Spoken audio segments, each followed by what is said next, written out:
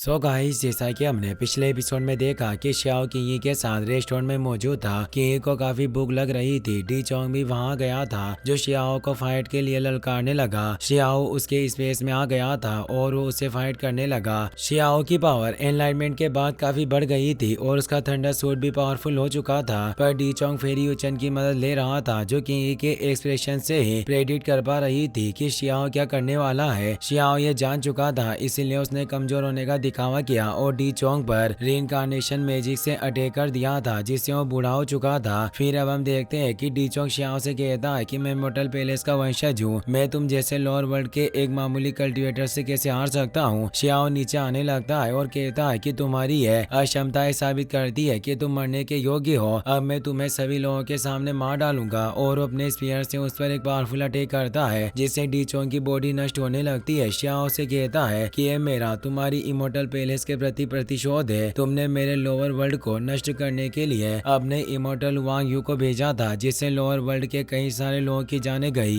आज उनका बदला पूरा होगा। फेरी यूचन ये सब देखकर हैरान थी। वो कहती है कि मेरा अंदाजा कैसे गलत हो सकता है। कि कहती है कि जब डी चोंग ने इमॉर्टल मिस्ट को जारी किया था तब मैंने नोटिस किया कि श्याओ की बॉडी में बदलाव हो रहे थे। हालांकि मुझे सच्चाई का पता नहीं था कि आखिरकार उसकी बॉडी में क्या हो रहा है, पर मुझे एहसास हुआ कि वो उस मिस्ट से बिल्कुल भी भयभीत नहीं दिख रहा है, जिससे मुझे पता था कि जल्दी वो सभी को एक सरप्राइज देने वाला है। फेरी यूचन कहती है कि तुम काफी चालाक हो, तुम्हें पता चल गया था कि मैं तुम्हारे इमोशंस को सेंस कर रही हूँ, इसलिए तुमने एक प्लान बनाया, पर तुम डी चोंग को इतनी आसानी से मार नहीं पाओगे। तभी डी चोंग अपनी 9 इमोर्टिलिटी की वजह से वापस से रिवाइव हो जाता है। श्याओ से कहता है कि आज मुझे डर है कि तुम्हारी ये 9 जिंदगियां भी जिंदा रहने के लिए पर्याप्त नहीं होगी और आज तुम निश्चित रूप से मेरा शिकार बनोगे। डी चोंग कहता है कि मैं अपनी दुनिया में सबसे बेस्ट हूँ और अभी तुम मेरे वर्ल्ड में हो, इसीलिए मैं अपनी दुनिया में कभी भी हार नहीं सकता। और अब वो अपने डीमन सेपरेशन होल को एक्टिवेट करता है जिससे उसकी इमॉर्टल ब्लड बर्निंग टेक्निक शामिल थी। वो उस होल की ब्लड बर्निंग टेक्निक से श्याओ पर अटैक करता है। श्याओ उसका सामना नहीं कर पाता और वो नीचे उस टावर में गिर जाता है जिससे अब वो डीमन सेपरेशन होल के अंदर आ चुका था। श्याओ कहता है कि अभी भी तुम्हारी मौत मेरे हाथों लिखी है और तुम सिर्फ एक प्रोजेक्शन से कुछ भी नहीं बदल सकते।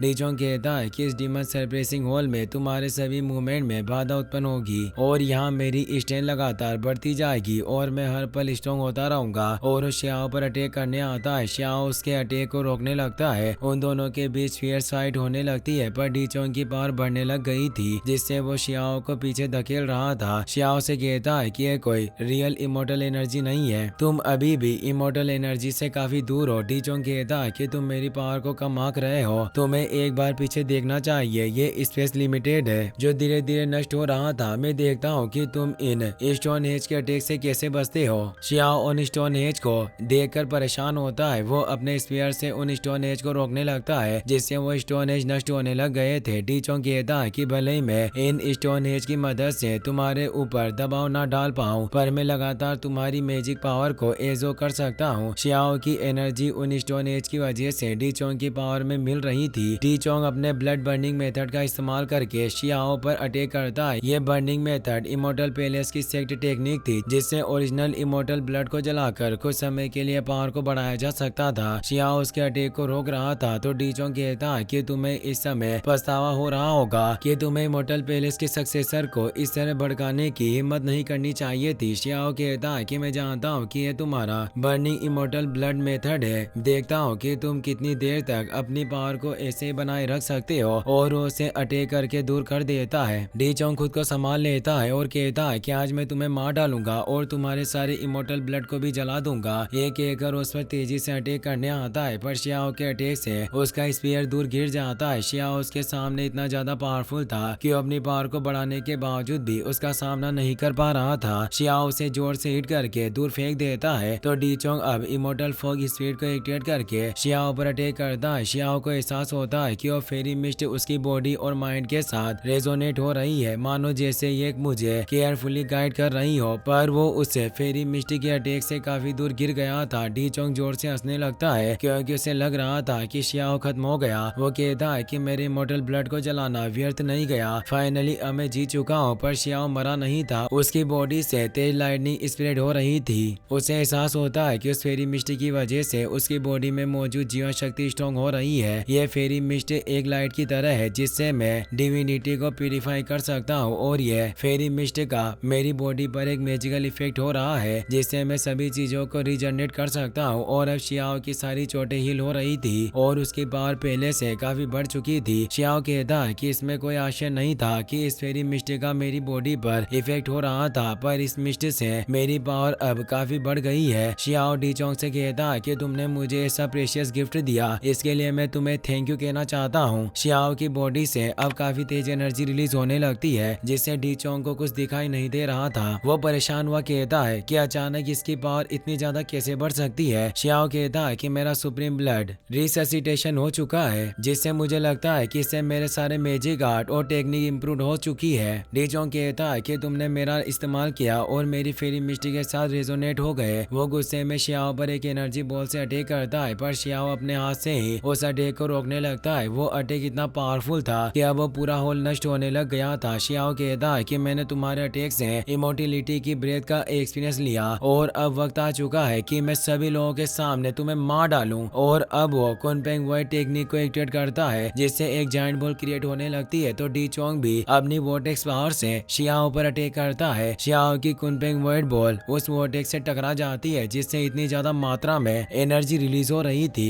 कि वो आसपास की पूरी जगह नष्ट हो रही थी। डीचोंग का वोटेक्स उसे कुनपेंग वर्ड बॉल को नहीं रोक पाता और वो उस बॉल के टकराने से एक तेज अटैक होता है जिससे डीचोंग काफी ज्यादा घायल हो गया था। डीचोंग काफी परेशान हो गया था। वो कहता है कि तुमने मेरी पावर से ही पावरफुल मेथड को बना लिया। अब शियाओ अपनी हैंड ऑफ गॉड पावर को एक्टिवेट करता है जिससे एक डिवाइन बॉडी बाहर निकल आती है। ये हैंड ऑफ गॉड का फुल वर्जन था। अब एक जायंट हैंड बाहर आता है। डीचोंग उससे बचने की कोशिश करता है पर शियाओ अब हैंड ऑफ गॉड बॉडी के 3 हैंड एंड 6 आर्म्स मुंह को एक्टिवेट कर लेता है जिससे वो हैंड बॉडी डीचोंग को एक सील में कैद कर लेती है। डीचोंग उसे बच नहीं सकता था। डीचोंग उसे कहता है कि मैं इतनी आसानी से नहीं मरूंगा, मेरे पास 9 जिंदगियां हैं, भले तुम थोड़ी देर के लिए अपनी पीक पावर का इस्तेमाल करो पर फिर भी तुम मुझे नहीं मार पाओगे। शियाओ अपनी हैंड ऑफ गॉड बॉडी के हाथ पर आ जाता है और डीचोंग से कहता है कि तुमने बिल्कुल सही कहा, पर मैं अपनी पुरानी और नई पावर का इस्तेमाल करके तुम्हें मार सकता हूँ। और अब वो अपनी शॉट टेक्निक को एक्टिवेट कर लेता है जिसमें से एक शॉट बाहर आती है। डीचोंग काफी डर जाता है। शियाओ उस पर एक पावरफुल अटैक करता है और कहता है कि यह अटैक मेरे मास्टर दाओ बाओ के ताओइस्ट मास्टर के बदले के रूप में था। उस सिले से इतना पावरफुल अटैक होता है कि डीचोंग की एक और लाइफ खत्म हो जाती है। डीचोंग को काफी दर्द हो रहा था। शियाओ उस पर एक और शॉट अटैक करता है और कहता है कि अटैक उन इमोर्टल पैलेस के डिसिपल के लिए था जिन्हें तुमने मेरे अलाइनमेंट में बाधा उत्पन्न करने के लिए भेजा था। शियाओ अब एक एक करके उस पर कई सारे अटैक करता है पर डीचोंग अब वापस से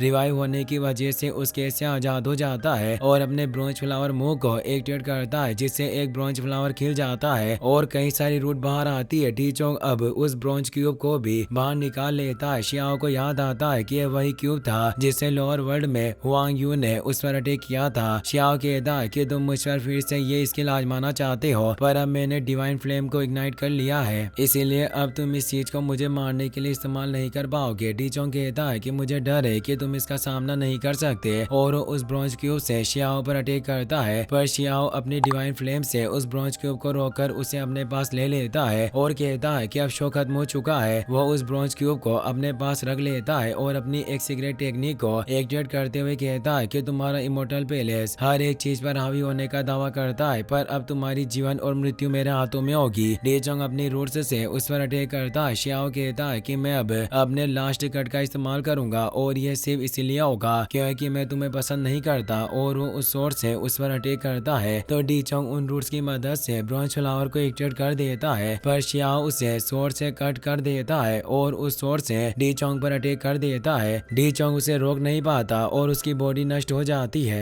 वो शॉर्ट अटैक इतना ज्यादा पावरफुल था कि वो पूरा होल ही अब नष्ट हो जाता है। डीचोंग की अभी भी आखिरी लाइफ बची हुई थी जिससे वो वापस से रिवाइव हो गया था पर शियाओ के पास अभी भी उसे मारने का एक तरीका था। वो कहता है कि तुमने अपने सभी तरीकों का मुझ पर इस्तेमाल किया पर अब मैं देखता हूँ कि तुम खुद अपनी इस ब्रोंज क्यूब के अटैक से बच पाते हो या फिर नहीं। वो ब्रोंज क्यूब डीचोंग की तरफ तेजी से बढ़ रहा था जिससे वो डर जाता है और एक शील्ड को एक्टिवेट करता है पर उसे रोक नहीं पाता और वो ब्रोंज क्यूब डीचोंग की बॉडी में जाकर उसकी पूरी बॉडी को जलाकर राख कर देता है पर वो ब्रोंज क्यूब उस जगह से चला जाता है। अब डीचोंग के मरने से वो पूरी जगह नष्ट होने होने लगती है। फेरी बर्ड्स के बाहर मौजूद सभी लोग ये देख रहे थे। वो कहते हैं कि ये शियाओ काफी ज्यादा पावरफुल है। वहाँ इमोर्टल पैलेस का एक रथ भी मौजूद जिसमें से एक एडर की आवाज आती है। वो कहता है कि इस लड़के ने मेरे वंशज को मार डाला, इस लड़के को मैं निश्चित रूप से मार डालूंगा। अब हमें इमोर्टल एशियन के ब्रोंज माउंटेन स्मॉल वर्ल्ड का सीन दिखाया जाता है, जहाँ ब्रोंज क्यूब एक एल्डर के पास पहुंच जाता है जिसका नाम टीकुन था, और वो इमोर्टल पैलेस का ही एक एल्डर होता है जिसकी पावर हेवनली गॉड रियल्म में थी। वो कहता है कि कई सालों से मेरी हड्डियों में जंग लग गया है, पर मैं एशियन टाइम रूट की मदद से अपनी बॉडी को वापस से हील कर सकता हूँ। मुझे इस जगह पर रहते हुए हजारों साल गुजर गए और अब मैं इस जगह से निकल पाऊंगा। वो उस ब्रोंज क्यूब की पावर को एजो कर लेता है जिससे उसकी बॉडी बदल जाती है और वो वापस से यंग मैन में ट्रांसफॉर्म हो जाता है। वो कहता है कि डी चोंग में तुम्हारा बदला जरूर लूंगा, और अब उसकी बॉडी का म्यूटेशन हो चुका था। फाइन फ्लेम रियल्म में सीज हो चुकी थी, पर उसकी पावर इतनी ज्यादा थी कि उस जगह पर तेज प्रेशर क्रिएट हो रहा था। इसी के साथ ये एपिसोड यहीं पर खत्म हो जाता है। गाइस, अगर आप इसका नेक्स्ट पार्ट भी जल्दी देखना चाहते हो तो इस वीडियो का 10 के लाइक हम जल्दी पूरा कर देना। Thanks for watching. गाइस, अगर आपको वीडियो पसंद आया हो तो इस वीडियो को लाइक करने के साथ साथ चैनल को सब्सक्राइब जरूर कर लेना। मिलते हैं नेक्स्ट वीडियो में। Thanks for watching.